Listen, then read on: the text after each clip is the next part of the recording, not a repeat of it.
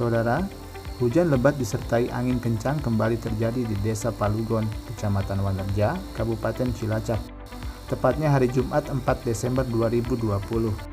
Dan salah satu yang terdampak paling parah adalah RT 3 RW 1.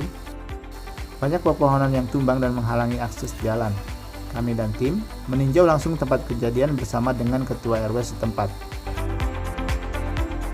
Letaknya di RT 03 RW 1 di Palugon, Desa Palugon.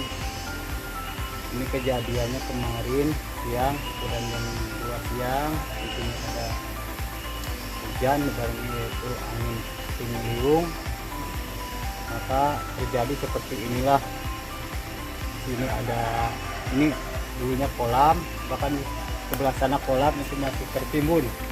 Ada belakangnya juga kolam, ini banyak pohon yang besar-besar. Ini sampai berseberangan ya Pak, berterbangan ke bawah oleh angin kemarin ya. Cuma waktunya tidak lama, itu sekitar 10 menit atau 8 menit, tetapi yang ditinggalkan ini seperti ini bekasnya.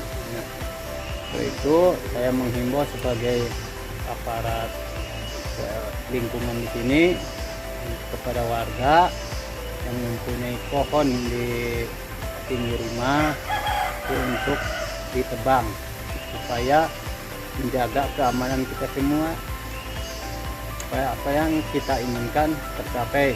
Nah, satu itu masalah pohon, yang kedua adalah masalah kebersihan, yaitu aliran air yang ada di pinggir jalan itu untuk segera dirumat supaya air lancar, supaya tidak mangkat, supaya tidak terjadi longsor.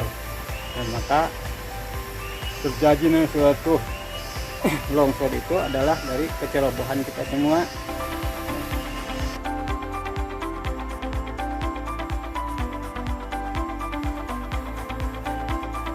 Bahkan di RT 2 RW 1, pohon tumbang juga mengenai salah satu rumah warga.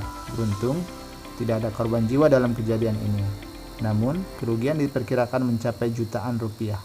Kami dan tim Sagal Ayah News melaporkan dari tempat kejadian.